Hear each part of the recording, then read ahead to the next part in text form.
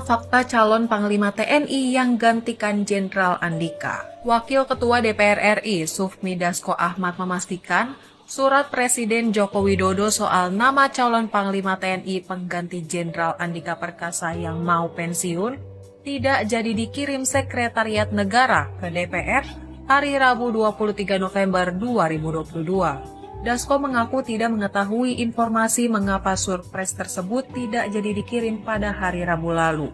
Padahal sebelumnya, Menteri Sekretaris Negara Pratikno mengabarkan surpres yang membuat publik penasaran tersebut akan dikirim ke DPR hari ini.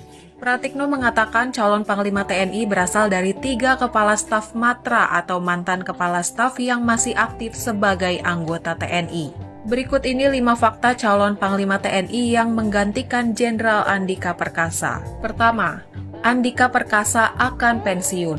Panglima TNI Jenderal Andika Perkasa akan purna tugas pada Desember 2022. Usianya kini sudah 58 tahun atau memasuki usia pensiun. Menantu dari mantan Kepala Badan Intelijen Negara, AM Hendro Priyono itu dilantik oleh Presiden Jokowi pada 2021 saat berusia 56 tahun. Kedua, DPR sebut 3 nama Kepala Staf TNI aktif masuk usulan. Ketua Komisi 1 DPR RI Mutia Hafid mengungkap siapa saja nama-nama calon Panglima TNI yang diusulkan pemerintah. Mutia Hafid memastikan Komisi 1 DPR mengenal semua kandidat calon, karena ketiga kepala staf berpeluang dan sudah dikenali oleh komisi. Untuk nama semua kepala staf berpeluang, siapapun dari kepala staf saat ini kami sudah kenal rekam jejaknya, kata dia.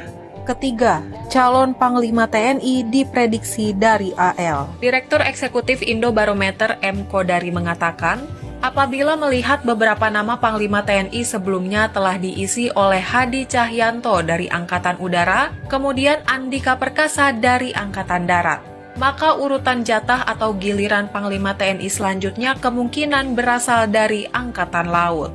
Kalau pakai urutan atau giliran 2 yang terakhir dari AU dan AD, maka kali ini Angkatan Laut ya begitu. Kalau istilahnya pakai giliran, tapi kan soal giliran ini tidak ada hitam di atas putihnya.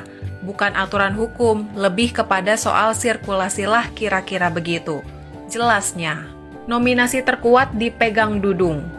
Kodari juga menilai 3 kepala staf TNI punya peluang yang sama menjadi Panglima menggantikan Jenderal Andika Perkasa, yang sebentar lagi memasuki masa pensiun. Nama KSAD Jenderal Dudung Abdurrahman dinilai punya peluang paling besar untuk dipilih Presiden Joko Widodo sebagai Panglima TNI berikutnya.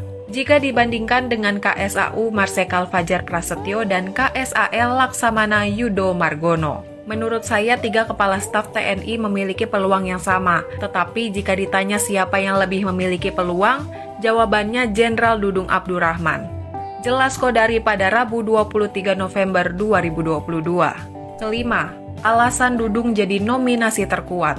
Terdapat 3 alasan yang berpotensi Panglima TNI berikutnya tetap berasal dari Angkatan Darat. Menurut Kodari, pertama karena situasi politik yang sudah masuk tahun politik, diperlukan penguasa teritorial yang kuat dan Angkatan Darat berada di nomor 1.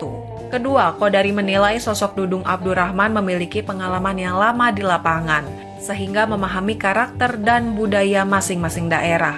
Peluang ketiga yakni, Jenderal Dudung menjadi Panglima TNI berpotensi didukung oleh partai penguasa PDI Perjuangan. Sebab ada garis kedekatan personal antara Majen TNI Khalid Ghazali yang juga mertua Jenderal Dudung dengan almarhum Taufik Kemas.